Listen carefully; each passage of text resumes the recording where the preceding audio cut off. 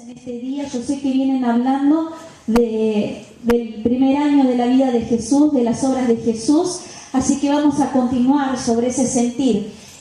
Dice la palabra de Dios en Marcos 2 lo siguiente: entró Jesús otra vez en Capernaum después de algunos días y se oyó que estaba en casa. E inmediatamente se juntaron muchos de manera que no cabían ni aún a la puerta, y les predicaba la palabra. Entonces vinieron a él unos trayendo un paralítico que era cargado por 4. Y como no podían acercarse a él a causa de la multitud, descubrieron el techo de donde estaba y haciendo una abertura, bajaron el lecho en que yacía el paralítico. Al ver Jesús la fe de ellos, dijo al paralítico: hijo, tus pecados te son perdonados. Estaban allí sentados algunos de los escribas, los cuales cavilaban en sus corazones: ¿por qué habla este así? Blasfemias dice. ¿Quién puede perdonar pecados sino solo Dios? Y conociendo luego Jesús en su espíritu que cavilaban de esta manera dentro de sí mismos, les dijo: ¿por qué caviláis así en vuestros corazones? ¿Qué es más fácil? ¿Decir al paralítico tus pecados te son perdonados? ¿O decirle levántate, toma tu lecho y anda? Pues para que sepáis que el Hijo del Hombre tiene potestad en la tierra para perdonar pecados, dijo al paralítico: a ti te digo, levántate, toma tu lecho y vete a tu casa. Entonces él se levantó enseguida y tomando su lecho salió delante de todos, de manera que todos se asombraron y glorificaron a Dios diciendo: nunca hemos visto tal cosa. Ustedes vinieron viendo en este tiempo, en los capítulos anteriores, que Jesús tiene autoridad sobre la enfermedad, tiene autoridad sobre la naturaleza y tiene autoridad sobre los demonios. ¿Lo dejamos en el anterior un cachito? Jesús tiene autoridad, ¿me escuchan? Tiene autoridad sobre la naturaleza, sobre las enfermedades y sobre los demonios. Eso es lo que venían viendo, que Jesús sanaba, que Jesús liberaba. Desde el momento que comenzó su ministerio fue un ministerio de poder. Ahora, en este pasaje, en esta historia que leemos, vemos que también tiene Jesús autoridad para perdonar pecados. Cuenta esta historia que Jesús había entrado a una casa para enseñar y que se llenó tanto la casa que había gente hasta afuera. Y dice que había 4 amigos que traían en una camilla a un quinto amigo que era paralítico y querían que Jesús ore por él. Entonces, cuando vieron la casa llena, tuvieron que buscar la manera de acercarlo a Jesús. Antiguamente en Israel las casas, los techos de las casas eran planos y tenían una escalerita exterior, porque el techo de la casa afuera también era una habitación más de la casa. Entonces ellos podían subir, la gente podía subir tranquilamente por las escaleras y acceder al techo. Y los techos antiguamente eran de vigas que se cubrían con cañas. Entonces no fue tan difícil para ellos lo que hicieron. Lo que llama la atención es que lo hicieron. Entonces ellos bajaron al enfermo. Imagínense que Jesús estaba hablando y enseñando y de golpe le cae del cielo un paralítico, así con camilla y todo. Y que mira para arriba y ve 4 cabecitas que lo saludan. De pronto él se sorprende y le dice al paralítico: tus pecados te son perdonados. Y estos hombres que estaban ahí con él, porque había todo tipo de gente en esa casa, no les gustó que Jesús diga eso. Sin embargo, Jesús mostró que él era poderoso. ¿Sí? Este hombre se fue perdonado y sano. Así es la maravilla del Señor. Ahora, en esta historia que forma parte de un día de Jesús, es un pedacito de un día de Jesús. Sin embargo, vemos en este lugar que Jesús está por encima de todo. Él no pierde el control en ninguna circunstancia. Porque piensen que en esa casa de golpe se encuentra con un enfermo y al mismo tiempo con opositores, con gente que no lo quería. Sin embargo, él, toda una calma, pequeño saltamonte, estaba por arriba de la situación. Jesucristo, gente, ¿saben?, es soberano y todopoderoso en toda situación que se presente. En toda situación que se presenta, Jesús es soberano y todopoderoso. Entonces, cuando yo leía este pasaje, me di cuenta que hay 3 aspectos en esta historia que podemos estudiar hoy y darnos cuenta cuán grande es la soberanía y el poder de Jesús. El primer aspecto se ve en el conflicto que tuvo con los líderes religiosos. ¿Sí? El pasaje dice que estaban sentados unos escribas y que ya estaban pensando, ¿por qué este hombre habla así? Dice blasfemias.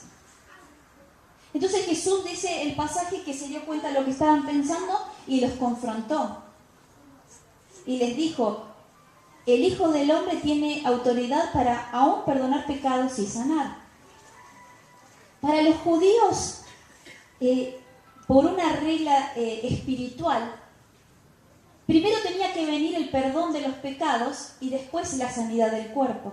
Entonces Jesús actuaba conforme a las leyes y a la religión judía. Actuó de esa manera.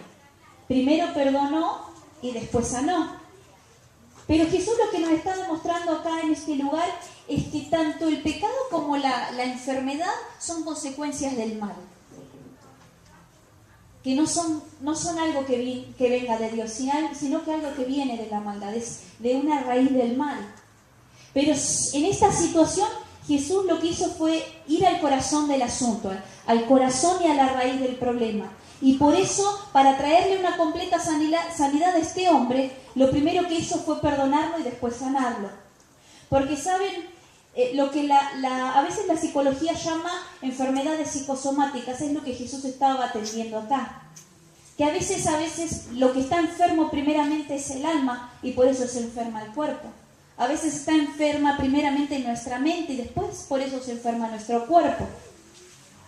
Entonces, la Biblia nos enseña repetidas veces, y esto tenemos que saberlo, que cuando hay pecados, a veces vienen las enfermedades. Que es lo que la psicología llama psicosomático. Porque yo he tratado con gente que tiene odio y que se rehúsa a perdonar y están postrados en una cama a punto de morir. Pero no ceden a perdonar y sacrifican la salud a eso. Y Jesús en esta situación fue directamente a la raíz. Sabía que este hombre tenía una enfermedad que cubría estos dos aspectos. Estaba enferma su alma por un pecado y por eso estaba enferma su cuerpo. Era un paralítico. Gente, el pecado paraliza. El pecado te paraliza primero en tu mente, paraliza tu corazón, paraliza en tus relaciones, paraliza tu cuerpo. Y este hombre es un ejemplo. Entonces Jesús, siguiendo las leyes judías, lo perdonó primero porque conocía su corazón y después lo sanó. Ahora, exactamente esto fue lo que enfureció a los escribas. ¿Saben? Los escribas eran líderes religiosos en la época de Jesús, que eran los que interpretaban las escrituras y que interpretaban la ley de Dios. Ellos eran personas a los que la gente tomaba como guías espirituales y les decían rabí, que era un término para referirse a los maestros. La gente los seguía, creía en ellos. Pero Jesús, sin embargo, declaró que ellos al interpretar la ley habían añadido cosas que no podía cumplir la gente y los condenó porque ellos habían convertido la ley en una carga para la gente al añadirle tradiciones y rituales y la gente no los podía cumplir. Y ellos demostraban que se podía y por eso parecían más espirituales. Sin embargo, ellos no tenían amor por la gente. Ellos amaban por encima de la palabra de Dios la tradición, el ritual, amaban los aplausos, amaban que se les dijera rabí, que se les dijera maestro. Eran religiosos tradicionalistas y su relación con Dios estaba reducida a reglas y rituales. Eran religiosos, eran como esa persona que viene a la iglesia para calmar y adormecer su conciencia. Sin embargo, su vida dista mucho de demostrar que ama a Dios, porque ellos no amaban a la gente, eran rigurosos, no tenían compasión, no tenían misericordia. Dios dijo en un momento, misericordia quiero y no sacrificios. Sin embargo, ellos demostraban que el sacrificio los hacía espirituales, pero no tenían misericordia de la gente. Ahora, ¿saben lo que me llama la atención? Ellos estaban ahí para atacar a Jesús y buscaban cualquier momento y cualquier ocasión para atacarlo, para desacreditarlo. Y en esta ocasión tuvieron la oportunidad. En esta ocasión tenían razón. Cuando ellos dicen que solo Dios puede perdonar los pecados, tenían razón, ¿o no? Solo Dios puede perdonar los pecados. Entonces dijeron, están blasfemando. Y en una blasfemia es deshonrar a Dios, es decir, un agravio en contra de Dios. Y según la ley, que ellos eran estudiosos de la ley, ese agravio se pagaba con pena de muerte. Entonces dijeron, esta es nuestra oportunidad. Se está poniendo a la altura de Dios, merece morir. Ya estaban pensando, es la oportunidad que tenemos para hacerlo caer, que pise el palito. Sin embargo, la acusación hubiese sido correcta si Jesús no hubiera sido el Hijo de Dios. Si Jesús hubiese sido alguno de los apóstoles y le decían, te perdono, hubiese sido una blasfemia. Pero el as bajo la manga de Jesús es que Él era el Hijo de Dios. Solo que ellos no lo sabían. Ahora, Jesús tenía que aportar evidencias visibles para demostrar su autoridad divina. Y les tapó la bocota. Versículo 10 dice, pues para que sepan, Él les dice a ellos, para que sepan que el Hijo del Hombre tiene potestad en la tierra para perdonar pecados. Y fíjense que dice, a ti te digo, levántate, toma tu lecho. O sea, Él les dice, para que vean que yo puedo perdonar, lo sana. ¿Qué quiere decir esto? ¿Quieren ver que yo soy el Hijo de Dios? Acaba el milagro. Entonces dice, para que ustedes vean que yo soy Hijo de Dios, para que vean que el Hijo del Hombre tiene potestad en la tierra para perdonar pecados, dijo al paralítico, a ti te digo, levántate, toma tu lecho, vete a tu casa, y se hizo el milagro, y se hizo la glorificación de Dios. Dice el versículo 12, entonces el paralítico se levantó enseguida y tomando su lecho, salió delante de todos, de manera que todos se asombraron y glorificaban a Dios. Todos se asombraron y glorificaban a Dios. Sucedió el milagro y sucedió la evidencia.